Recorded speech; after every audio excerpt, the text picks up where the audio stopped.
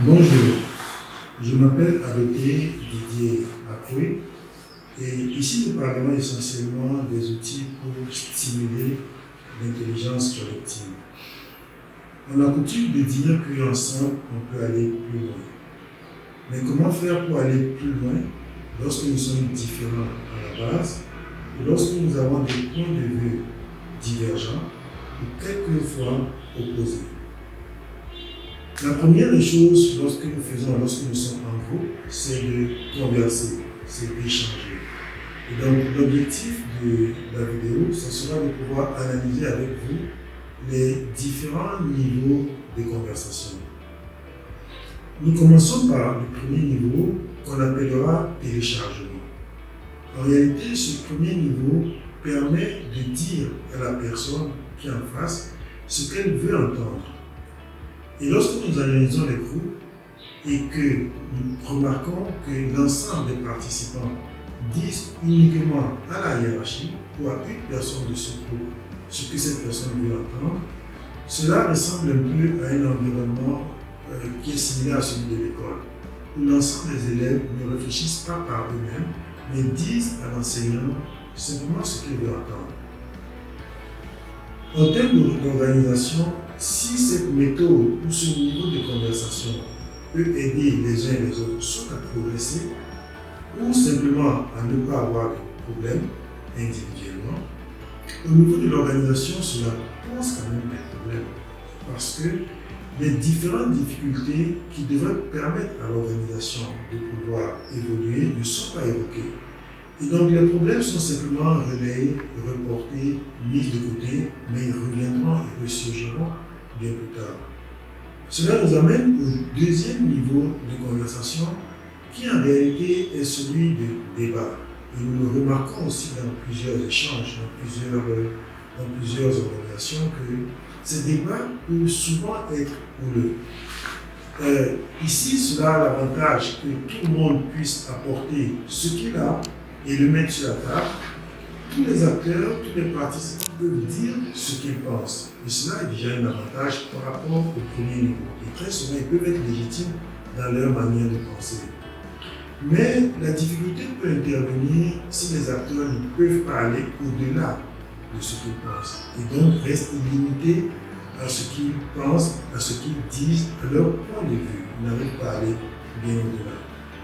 Cela pose un problème de confrontation qu'il y a aussi entre les personnalités qui perçoivent de manière personnelle les échanges ou bien les contradictions qui leur sont faites. Et nous conduit donc au troisième niveau de conversation dans lequel nous avons des acteurs qui en fait ont des idées différentes mais qui sont disposés à dialoguer. Et donc c'est le niveau de dialogue.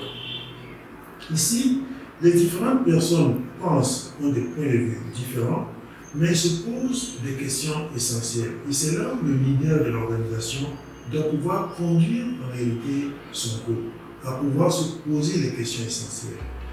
Et pour illustrer cela, cela permet de pouvoir avoir être un peu au-dessus de la mêlée et de pouvoir s'assurer que l'ensemble des participants partagent cette sensation, partagent ce champ qui leur permet de demander à l'autre pourquoi est-ce qu'il pense différemment. Quelle est l'expérience que cette personne a qui fait qu'il a une idée différente de la nôtre. Et ce n'est plus comme au niveau 2 où chacun est cramponné sur son point de vue, mais on est à un niveau différent. Pour illustrer un peu le niveau de débat et celui de dialogue, je vais me servir de mon téléphone. Cela démontre aussi le fait qu'on peut dire, on dit qu'on a une idée dans la langue française, on n'est pas l'idée, donc on a une idée. C'est la même chose que je peux dire que j'ai ce téléphone. Je ne suis pas ce téléphone, mais j'ai le téléphone. Lorsque au niveau 2 du débat, les personnes donnent leurs idées et ils ressentent personnellement les contradictions comme étant des attaques personnelles, cela veut dire qu'ils n'ont pas l'idée, mais ils sont l'idée. Cela veut dire que je n'ai pas mon téléphone, mais je suis le téléphone. Et donc, je ressens personnellement tout ce qui peut être contraire au téléphone, comme une attaque directe. Mais lorsque nous passons au niveau suivant, où j'ai ce téléphone humain et donc j'ai une idée. Et lorsqu'on a quelque chose comme moi, vous pouvez la déposer et vous pouvez permettre aux uns et aux autres de regarder.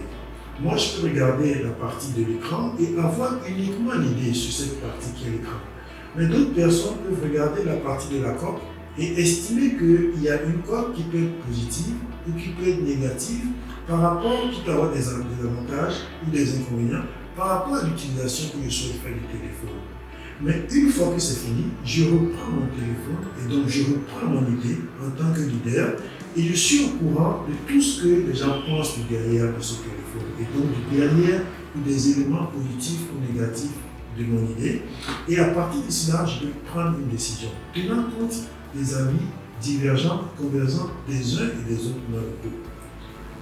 L'essentiel des problèmes, des difficultés en termes de leadership, en termes d'intelligence collective, pour pouvoir la canaliser, est la différence entre avoir le téléphone ou être le téléphone. Et la différence entre avoir une idée dans le groupe ou bien être son idée et donc réagir de cette manière. C'est très capital pour pouvoir avancer et faire évoluer les groupes dans différents domaines. Je vous remercie.